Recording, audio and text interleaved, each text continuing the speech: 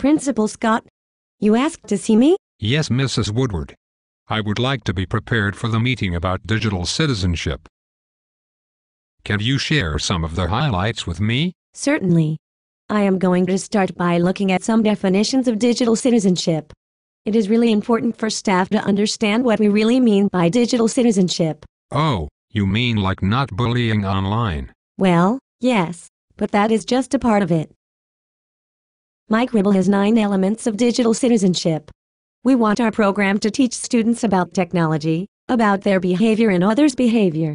We want them to act responsibly and lawfully and to understand both the rights and responsibilities of the digital world. We also want them to be able to protect themselves and their data. We want students to understand balance.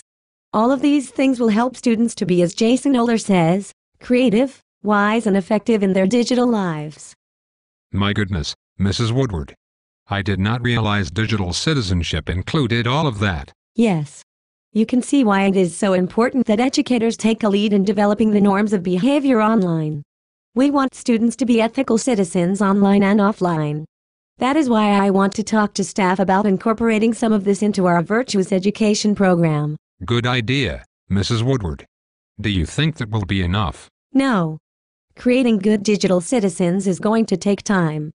But it is one place to include some of the ideas. It seems to me it would be easier to just block a lot of these sites and ban personal devices. Oh, Principal Scott. That is one thing we definitely do not want to do.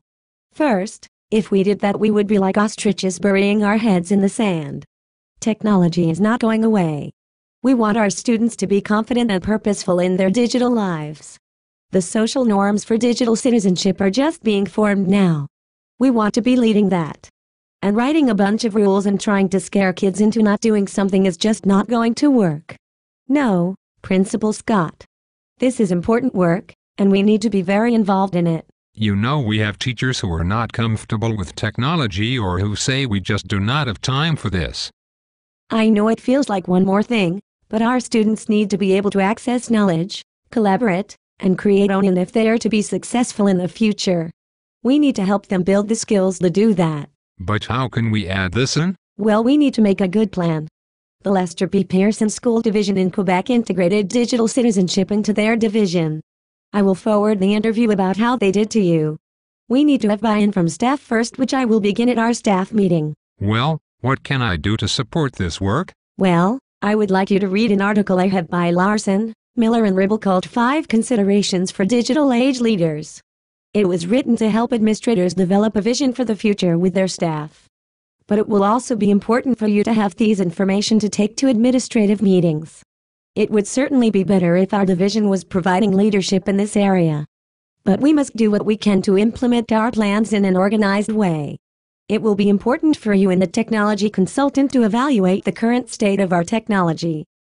Okay, but once our staff have a shared understanding of digital citizenship and there is buy-in, how are we going to put a digital citizenship plan in place? That is something our staff needs to talk about.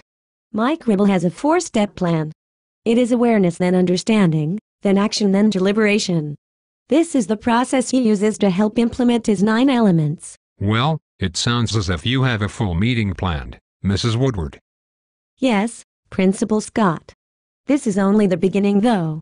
I have created a page on my wiki for teachers to begin organizing thoughts on different areas of planning for digital citizenship. What areas are those, Mrs. Woodward? Student safety, student learning, staff professional development, student-owned devices and parent communication. Those sound like good areas to begin thinking about. As I said, Principal Scott, this is only the beginning. We will need to educate our staff, so perhaps you and I can meet next week to discuss some professional development ideas. Maybe we could read Mike Ribble's new book, Digital Citizenship in Schools? That sounds very good, Mrs. Woodward. I will see you at the staff meeting. Thank you, Principal Scott.